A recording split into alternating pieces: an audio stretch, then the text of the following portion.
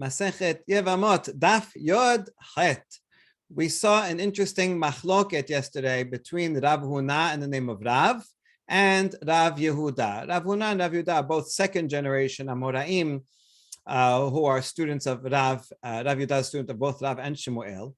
They have a machloket about the case where Yevamot dies while she's waiting for the Yavam. She's called Shomeret Yavam. And then now she died, so there's no possibility of doing Yibum anymore. But that Yavam wants to marry the Yevamah's mother, meaning that was his brother's mother-in-law. So a brother's mother-in-law is not actually related to him. So the question is, can you do that? Rav Huna said, yes, it's permitted. He's assuming that there is no zikah.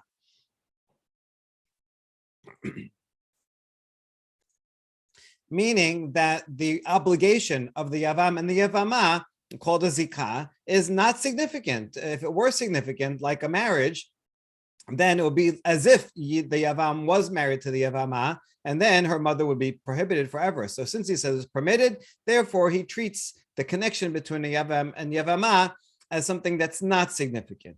On the other hand, Rav Yehuda says she is prohibited, even though he never did Yibum, he never married her. It was only a zikah. That zikah is enough to make it as if they are married for that time when the zikah is there.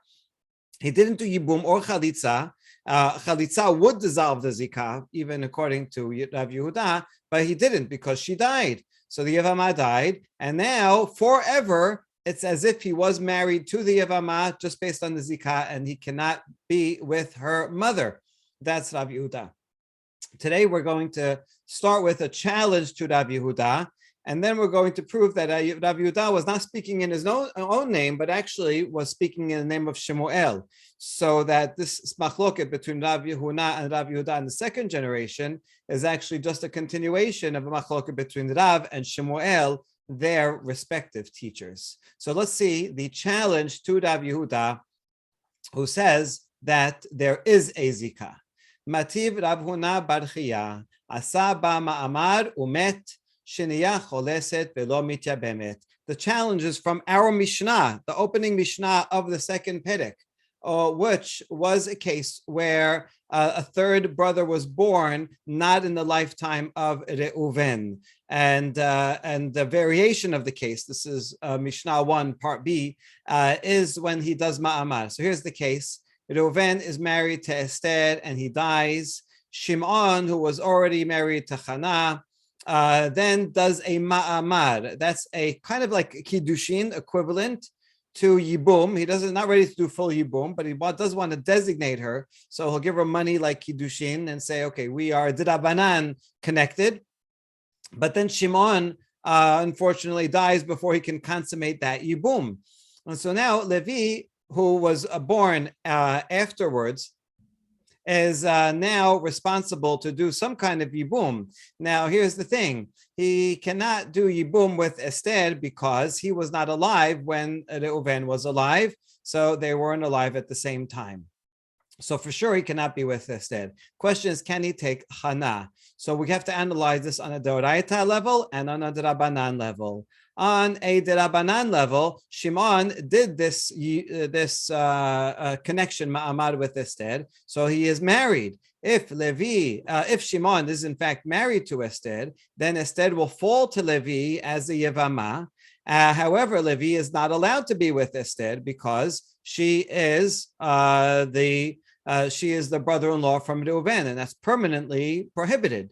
So since she is an erva, Levi and Esther are erva on the D'Rabanan level, therefore it cannot be with Hannah at all, and that's it. They don't do anything, right? Would be sarat erva. That's at the D'Rabanan level. However, on a Deoraita level, Shimon never did anything with Esther. Shimon does just has a zikah with Esther. And so therefore, since on the Doraita level, there is no connection there, Levi would have to be with Hannah. So the problem is that the Rabbanan says not so. Therefore, the Mishnah taught you have to do Chalitza in this case. Levi has to do Chalitza with Hannah because he can't do yibum because maybe Esther is in fact married, and he can't do nothing because maybe he has to be with Hannah, so he does chalitza with Hannah, and that's it. Good. So that's what the Mishnah said. Now here's the thing. If you think yesh zika, and that having a connection here, Shimon and Esther, that would mean even on a deoraita level, it's as if they're married already. And so this would be ervat. She would be a sarat ervato. This is erva even without ma'amar. Is already prohibited if zikah is in fact substantial. And so that's the challenge. The Mishnah said you have to do chalitza, and doesn't say you could just go free. That means it thinks that it is in fact something. Okay, so ta'amad avad ba'ma'amar. The indication is that the only reason you have to do chalitza is because there was ma'amar. Halavad ba'ma'amar, if the second brother didn't do anything at all, then he could do yibum, right? If he died without doing anything, then the Mishnah indicates, infers, we can infer from the Mishnah that he could even do yibum with Chana because there's nothing, right? If in fact zika is nothing. But if you say that it is substantial, then the law should be the same whether you do ma'amar or don't do ma'amar. The zikah alone is enough to connect them and make them prohibited, and would not even have to do halisa. So that is the challenge. So our Mishnah suggests that there is no zikah, a challenge to Rabbi Yehuda who says there is zikah. Amar Rabba, hu adin dafagav de la avad ba'amar, sheniya michalas halsa, yabume la biyabema. And so Rabba says, no, in fact, it will be the same law, whether he did ma'amar, which Mishnah does mention, or even if he does not do ma'amar, and it's just a zikah, still you would consider the zikah to be significant. And so if the zikah is significant, then why do you have to even do chalitza? No, you still would have to do, if the zikah is significant, even if you didn't do ma'amar and just the zikah, then the second one would still have to do chalitza and not ibum. Because there is a zikah, so we can't do yibum. And the reason why it gives us a case of ma'amar,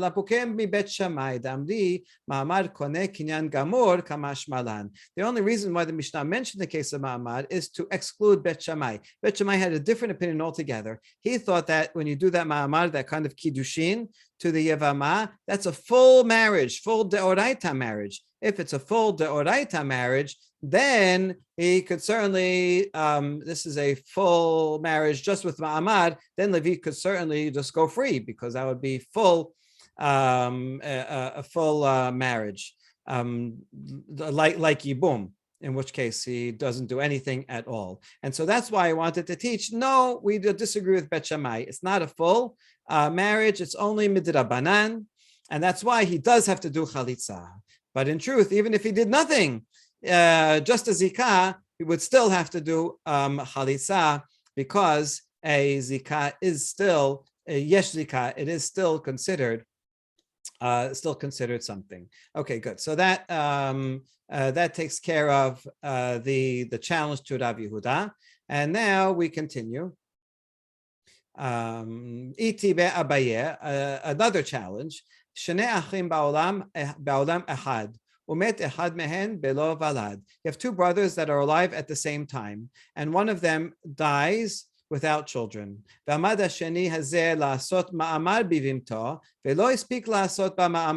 second one intended to do this ma'amar and be engaged to the Yevamah, but he didn't get a chance. And the third brother was born before he does. Umet, and now the second brother dies. הראשונה יוסעה משום אשת אחיו שלא היה בעולמו, ושנייה או חולסת או מייבמת. So this baraita has this case here. It's kind of similar to the previous case. Here, Reuven was married to Esther and he died. Shimon, he wanted to do ma'amar, but he didn't get a chance. And in the meantime, Levi was born. So Levi is born and does live at the same time as Shimon. And then Shimon dies. So in this case, Levi is prohibited to Esther because that was Shimon's wife, and he was not alive, Reuven's wife, and he was not alive at the time of Reuven, and so that is prohibited. But he is permitted to Hannah, because he was alive at the same time when Shimon was alive. So that's that case. Right, so that he can do Yibum or Chalitza. Now, I amart yesh zika, havyala sarat eshet achiv shelo haya be'olamo bezika. But if you think that having a zikah is substantial, then this would not make sense, that baraita, that ruling, because then we should say the fact that Shimon has a zikah to Esther, had a zikah before he died, he had a zikah. If zikah is as if it's marriage, then it would be as if Shimon was in fact married to Esther. And in that case, Levi is always going to be Erva to Esther, and this would be the co-wife of his of Erva, and this should be prohibited for him to do Yibum. And so you see, we can prove from this baraita that en zika. And so this now is a challenge to the opinion of Rav Yehuda. And so we answer, you're right, but this is a different author. Hamaneh Rabbi Meir he. This baraita's opinion of Rabbi Meir damar en zika. So we know that this is machloket, different opinions, and so you're right, we're not going to reconcile that. Okay, so now we're going to spend the next while discussing Rabbi Meir's opinion about this. So right now we said Rabbi Meir says en zika. Umisivid ale Rabbi Meir en zika v'hatinan arba'a achim shenayim mehen nesuim shete achayot umetu nesuim ha'achayot hare elu chosot velo miyabemot. This is a case that we saw a little while ago. We have 4 brothers. 2 of them are married to 2 sisters, Rachel and Leah. The Reuven and Shimon, both die. So now Levi has a responsibility to do Yibum with Rachel or Leah, and Yehuda also has a responsibility to do Yibum with Rachel or Leah. The ruling in this case is that neither of them can perform Yibum. And the reason is because Levi has a zikah to Rachel and to Leah. Right, theoretically, he could take either one for Yibum, but they're sisters. So since they're sisters, he can't take Rachel because he has a connection, an almost marriage to Leah, and the other way around also. And Yehuda also, he has a marriage connection to both Rachel and Leah. You see, according to this, there is zikah, right? That's the only way to make sense of the law here. There is zikah, and this is a stam mishnah, and stam mishnah we say is Rabbi Meir. So let's explain this. That's what you tried to say before. Rabbi Meir says no zika. But if he says en zika, hane mitre bateka atyan, hai liabem hada v'hai liabem hada. Right? These are from 2 different houses. The 2 sisters were married to 2 different brothers. So what does it matter? Let one brother do yibum with one and the other with the other. If there's no zika, then there's no connection. So they're not considered. There's no problem that they're sisters. When he does Yibum with one, good. It makes no difference if he has a zikah with Leah. They would be able to do Yibum if there were no zikah. But the Mishnah says it's prohibited. So you see that the Mishnah must assume that yesh zikah. So now we answer, oh, you know what? Where we're going to reconcile. This Mishnah could be to be Meir and Leolam en zikah. And so how come in the Mishnah it says prohibited from either brother doing Yibum? Different reason altogether. Mishum de, it's a little far-fetched of a reason. Mishum de kasavar asur levatel misvat yevamin. There's another rule that if there's an opportunity to do Yibum, you cannot take an action that will make you lose the opportunity to do Yibum. And this would be, for example, the dilma ad dimeyabem had ma'it idach vekabatat misvat yevamin. Let's say I had this case. And Levi here goes and does Yibum with Rachel. And the expectation is that Yehuda will do Yibum with Leah, and assuming en zikah now, and it would be allowed. Here's the problem. It could be after the wedding of Levi and Rachel, Yehuda may die before he gets a chance to do Yibum with Leah. And then Leah will not be able to do Yibum with Levi because he's already married to his sister. And in that case, it would be his wife's sister, and that's Erva. You can't do Yibum. And then we'd lose out on the opportunity to perform Yibum with Leah. And that's why we don't permit anyone to do Yibum. They have to do Chalitza. to each woman, they have to do chalisa, so that we don't lose an opportunity to possibly do yibum if Yehuda should die before he does yibum with Leah. Okay, so that's what we're worried about. I told you it seems a little far-fetched, but okay. Now we're going to challenge this. Wait, v'i en zika tibatel. So what? If there's no obligation to do yibum, so let it be nullified. You don't have to put yourself into a situation just so you could do a mitzvah. It'd be like, there is a mitzvah to be divorced, to get divorced. But you wouldn't get married just to get divorced so you can fulfill the mitzvah. It's only if you're in such a situation where your marriage is not good. So then you would say there is a mitzvah to get divorced. So if there's no zikat, there's no obligation at all for yibum in such a case. So what? So let it be nullified. And after all, we're going to prove from the following Rabban Gamliel, the Rabban Gamliel Amar en zika. He said also en zika, just like Rabbi Meir, we're assuming does. And in the following case, we're going to see Rabban Gamliel says you can actively do something that will prevent the possibility of yibum. And here's a really interesting case. Titnan. Rabban Gamliel Omer, im me'ana, me'ana, v'im lo me'ana, tamtin ad shetegdil v'teseh lezu mishum achot isha. Okay, it doesn't bring the full Mishnah here, but here is the case. And there's actually two opinions in the Mishnah. It's a case of two brothers married to two sisters. The quirk is that Reuven is married to an adult sister. Shimon is married to a minor sister, married through a ma'amad by her mother or brother. So this is a deoraita marriage. This is a d'Rabbanan marriage. Now Reuven dies without children, so Shimon is called upon to do yibum with the gedolah. The thing is that they're sisters. Now, again, we have to analyze this on a deoraita and the Rabbanan level.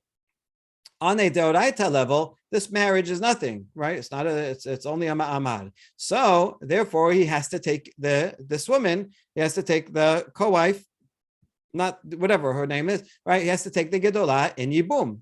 The problem is on a Rabbanan level, he is married to her. And so on the Rabbanan level, this would be his wife's sister. So he cannot do yibum. So he's in a bit of a pickle, right? But the Doraita and the Rabbanan levels are contradicting his obligation. So what does he do? There's two opinions. According to Rabbi Eliezer, we tell her, listen, do ma'amar. Sorry, it's maybe she likes him. But too bad for her, because we can't. This situation is not stable. So we say do ma'amad and undo your marriage retroactively. In that case, she is just nobody. She was never married to Shimon, and then Shimon can go and do yibum with the gedolah, and they live happily ever after. I don't know if she lives happily ever after. Hopefully she does.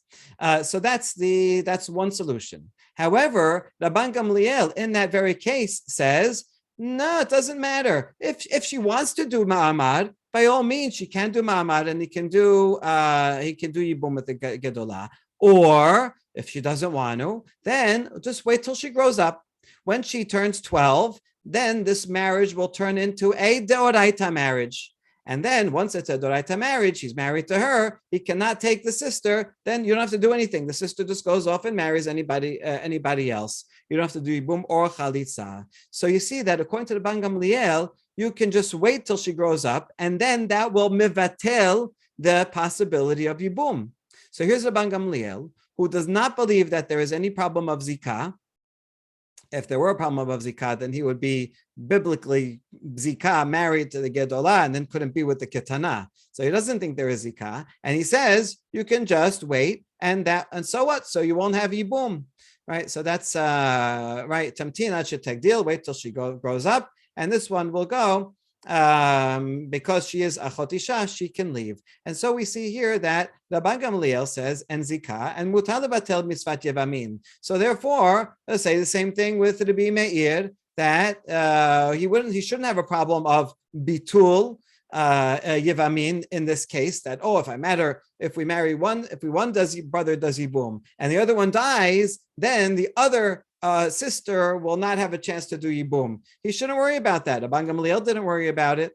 Okay, so now we ask about that. These are two different rabbis.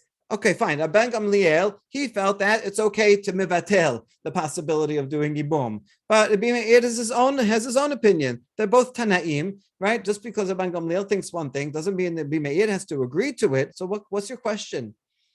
So we sharpen the question. Lo, hachi kamrina. Rabbi Meir hayish afilu lisfeka. Rabban Gamliel afilu levadai lachayish. Rabbi Meir in this case is going to be worried about nullifying the possibility of yibum, even in the case of safek, just in case the day after the yibum of the first brother, the other brother will die. Who said he's going to die? He wasn't even sick.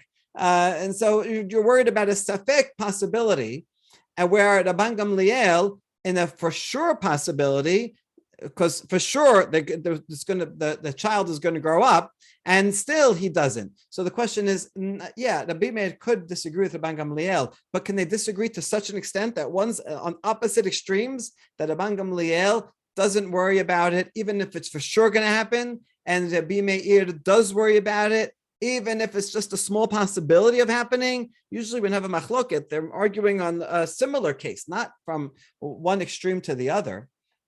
And we answer, yeah, maybe it is so anyway. Dilma man de lachayish afilu vaday lachayish, man de chayish afilu lisfeka lachayish. Maybe in fact the one who says I'm not worried about it, that's Rabban Gamliel, he's not worried about it at all. Once it's okay, you're just not worried about it, right? If you're not worried about getting corona because you know you're healthy, so then you're just not going to worry about it at all, and you'll go into a crowd. Someone who worries about it, he's worried even about the smallest possibility of it, and that would be Rabbi Meir. So in fact, they don't have to. Rabbi Meir does not have to answer to Rabban Gamliel, and so we resolve the question. Rabbi Meir could hold his stance that en zika, and he can explain that that Mishnah in his own way. Amar le Abaye le Rav Yosef. Okay, now we finished all the questions. Now we're going to establish here that Rav Yehuda is speaking in the name of Shemuel. Rav Yehuda di Shmuel he ditnan. Right, Shemuel would also agree with that stance that yes, there is zika, yes zika, not only Rav Yehuda. How do we know that? From the following. Ditnan, there's a Mishnah that says Shomeret Yavam shekidesh achiv et achota. Mishum Rabbi Yehuda ben Betara amru omrim lo hamten ad sheyaseh achicha maaseh. This is a case also that we saw. It's nice how the Gemara quotes so many Mishnayot, right? That we'll already be familiar with them by the time we get to them. So you have someone who is a Yevamah. She's waiting for her Yavam to come and do Yibum. Meanwhile, the brother of this Yavam goes and does Kiddushin with the sister of the Yevamah.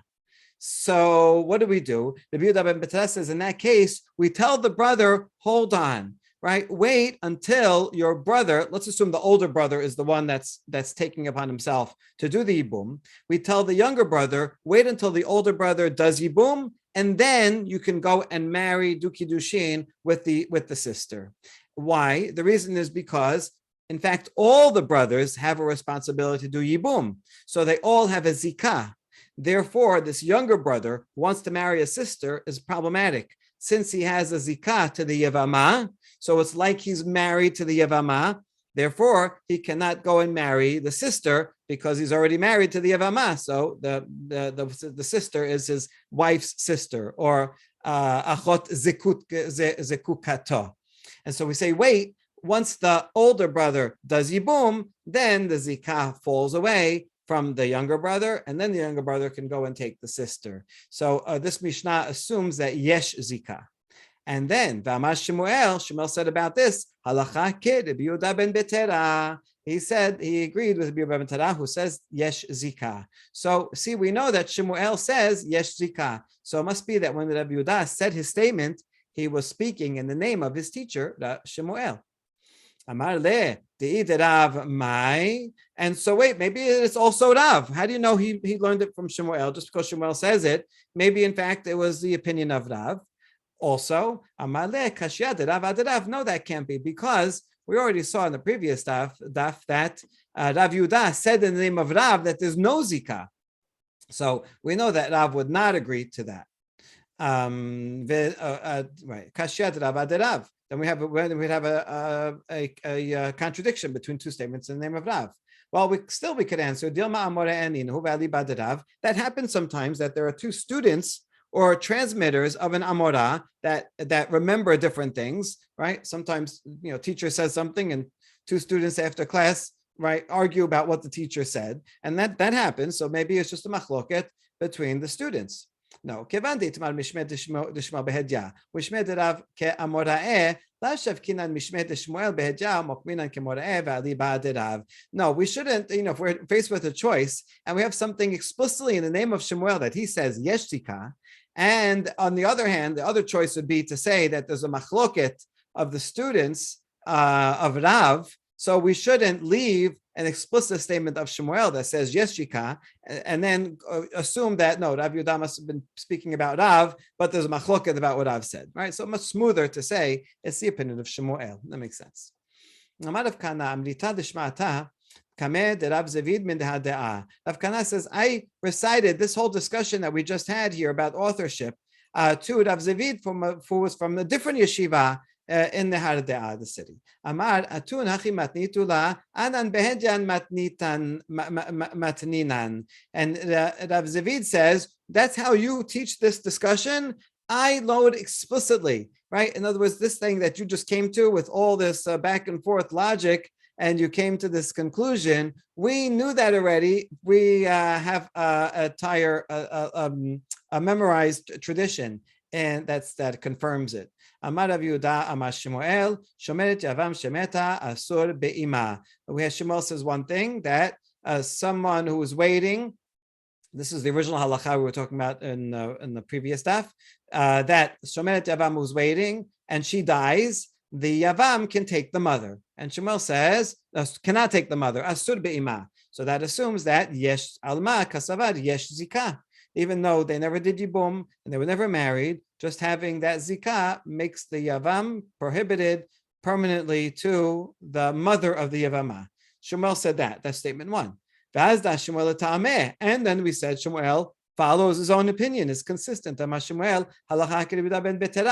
he also follows Ben Betara in the case of the younger brother who wants to marry the sister of the Yevamah, and we tell him to wait till the older brother finishes, and that's also Yesh Zika. So we said that explicitly, that Shemuel said both of them, both of these laws, Amar Rav Yehuda, in the name of Shemuel. You didn't have this Amar Shemuel, and you had to go and figure out through this whole reasoning that it was Shemuel, but we can confirm we heard it directly that way. Okay, this is really interesting just in terms of the transmission of traditions, that in these two different cities, one was stated explicitly, and one, they lost that one piece, but they figured it out. They were able to reconstruct it through knowing everything else.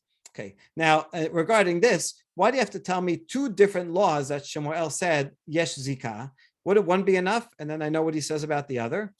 Usrichi, Yesh minan Yesh Zika, Hava Amina Hanemele Behad. No, if you only said it in one case, I would only know it in that one case. I wouldn't know it in if I only said that Yesh Zika, the first one here, which was the case of him and his mother, then I would only know when there is one brother, right? Maybe when there's only one brother alive, that's when there is a zikah, because he's the only one. He has to do yibum, so that's a zikah. But if there's two brothers, then the younger brother could say, oh, let the older brother one do it. I'm okay. That's why he has to tell us the case of the two brothers, where we tell the younger brother, you better wait. So even two brothers have a zikah.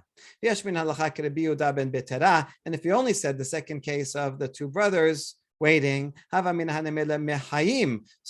then I would say there's only a zikah when everyone is alive. The Yevamah is alive in that case. But if Yevamah dies, maybe pak'ala zikah, maybe the zikah goes away, like it would if someone did chalitza. So we learn from the first case regarding the mother-in-law that zikah does not leave, not even after the death of the Shomeret Yavam remains. So that's why we have to say this law of Shemuel in both cases. All right, that concludes the first Mishnah. But don't forget the first Mishnah, because we still need it for the second Mishnah. The first Mishnah and second Mishnah are almost the same case, just with one small variation. The Shene Achim umet ehad mehen, two brothers, one dies. V'ibem hasheni et eshet achiv, and then the second one does yibum. Great. V'achar kach nolad lahen ach v'amet. And after the second one does yibum, then a third brother is born. This is the difference, this order. In the first Mishnah, the brother is born before yibum. In this Mishnah, the brother is born after Yibum, and we're going to discuss the difference that makes. In the meantime, the second brother also dies, and the law is the same in this case as in the previous case. So why do we have to talk about both cases if the law is the same? The Gemara will discuss that too. So the first wife, she just goes out because she is the sister, the brother's wife, from Reuven, the original. And so that's Eshet Achiv Sheloya Ba'olamo. There's no obligation of Yibum, and therefore they're prohibited to each other forever. Vashenya Mishum Sarata, and the other sister, the sister of Shimon, the wife of Shimon, would be the co-wife of the Erva. Asa, so that's case 1. 1b is Asaba Ma'amar. If Shimon did only a Dirabanan engagement, Evamet, and he dies, then the second one has to do halisa because he did ma'amad, but that's only on a dirabanan level. And so maybe they're not married at all. And so therefore, Shimon's full wife would require, does have a zikah to Levi, and therefore you have to do chalitza to undo that.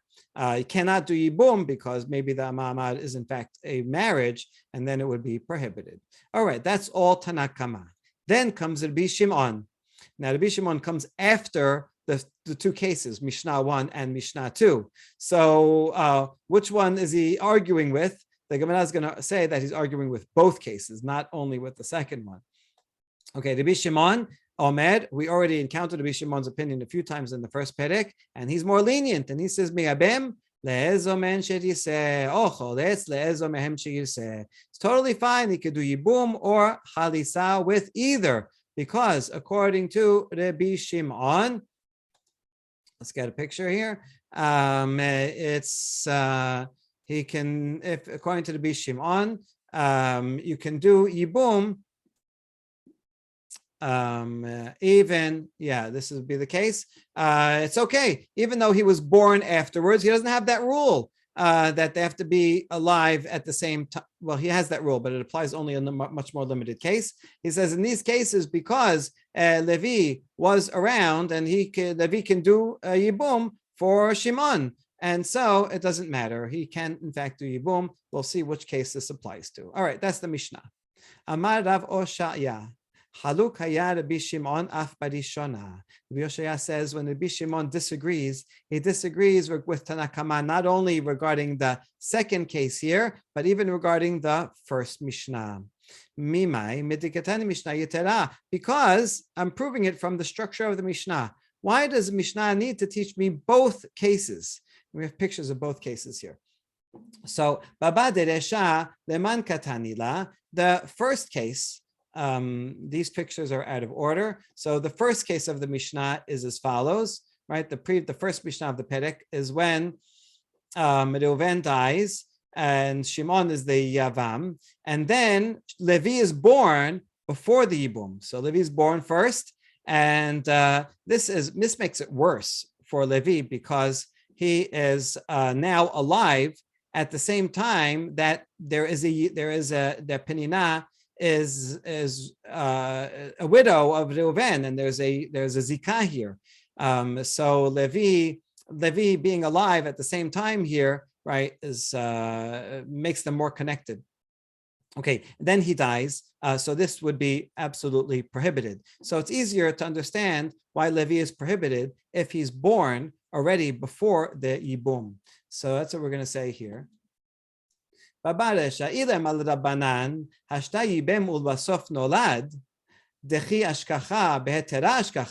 If it's prohibited in the second case, where First, they're married. The first Reuben's married to Penina. Then Reuben dies, and Shimon does Yibum. Okay, Levi's born now. All Levi knows when he's born, he never met Reuven.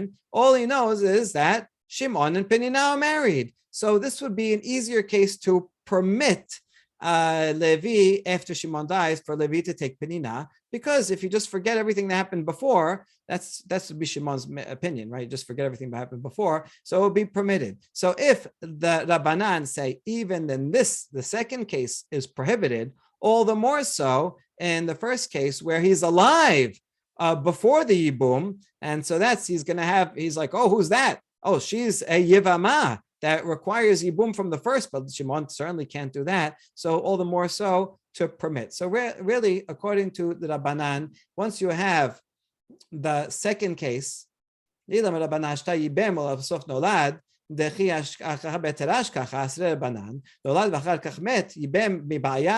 need the first Mishnah? Right? Isn't that obvious? So the